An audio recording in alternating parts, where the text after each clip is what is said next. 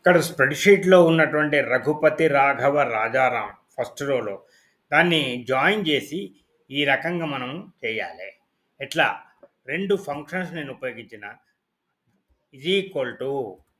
కాంకాట్ bracket open A1 ampersand quotation marks open మళ్ళీ space quotation mark close comma B1 ampersand quotation mark open quotation space quotation mark close comma C1 ampersand quotation marks open quotation mark close మధ్యలో space ఉండాలి కదా space comma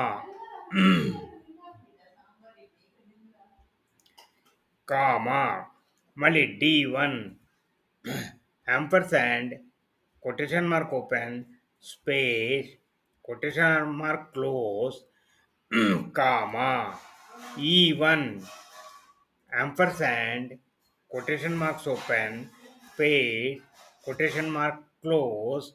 ఇప్పుడు comma పెట్టాల్సిన పని లేదు. ఏంటిది E1కు E1 quotation mark ఓ. ఇప్పుడు మనం దీన్ని ఎంటర్ చేద్దాం. వచ్చింది చూసారా రఘుపతి రాఘవ. ఇక్కడ ఎందుకు స్పేస్ రాలేదు? నేను ఆ కొటేషన్ మార్క్ మధ్యలో మనం స్పేస్ ఇవ్వలేదు. ఇక్కడ ఇది యాంపర్సాండ్ ఇక్కడ చూసారా స్పేస్ ఇవ్వలే. ఇప్పుడు స్పేస్ ఇస్తాను చూడండి. ఎంటర్ వచ్చేసిందా? మరి ఇక్కడేం ఫార్ములా ఎంటర్ చేద్దాము? Text join